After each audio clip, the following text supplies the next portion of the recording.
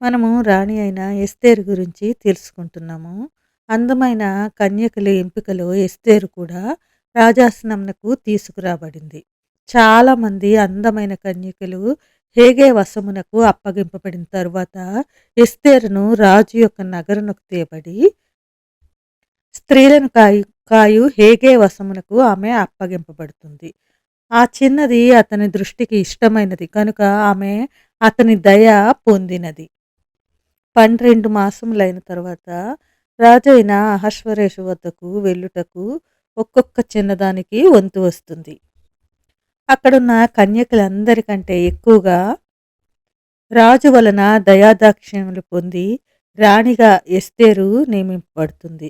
స్త్రీలందరికంటే రాజు ఎస్తేరును ఎక్కువగా ప్రేమించాడు. ఎస్తేరు 2వ అధ్యాయం 17లో చూసుకుంటే కన్యకలందరికంటే ఆమె అతని వలన దయాదాక్షిణ్యములు పొందెను.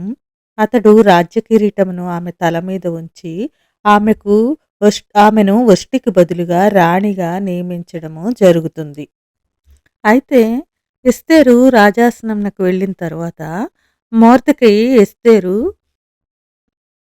ఎస్తేరు ఎలా ఉందో ఆమె క్షేమ సమాచారాలు తెలుసుకుంటకు అంతఃపురం ఎదుట ప్రతిదినము తిరుగుచుండేవాడట.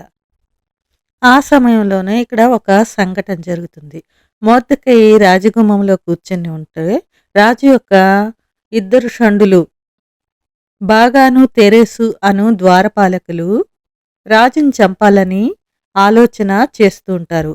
ఆ సంగతి మొర్దెకై తెలిసి దాన్ని ఎస్తేరుతో చెప్పడము, ఎస్తేరు మొర్దెకై యొక్క పేరిట రాజునకు దాన్ని తెలియజేస్తుంది.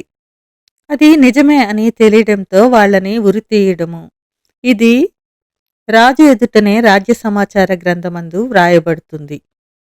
ఈ సంఘటనే చరిత్ర మలుపు తిప్పడానికి ముఖ్యమైన సంఘటనగా మారుతుంది. ఎస్తేరు రాణి అయిన 4 సంవత్సరాలు అయిన తరువాత ఆగాగు సంతతివాడైన హమాను అంటే అమాలేకీయుడు ఇశ్రాయేలీలు ఐగుప్తు నుండి బయటకు వచ్చినప్పుడు వారికి ఎదురైన మొదట వ్యక్తులు అమాలేకీయులే. మొర్దెకై నేను యూదుడను కనుక నేను ఆ పని చేయజాలనని అంటే హమాను కనిపించినప్పుడు అతనికి వంగకయు నమస్కరింపకయు ఉండడము. దానితో అతని అహం దెబ్బతిని మొర్దెకైని ఒక్కన్నే చంపడం తేలిక, కానీ అతని జాతివారిని అందరినీ నాశనం చేయాలని అనుకొని యూదా జాతి మొత్తంపై విరోధము పెంచుకుంటాడు.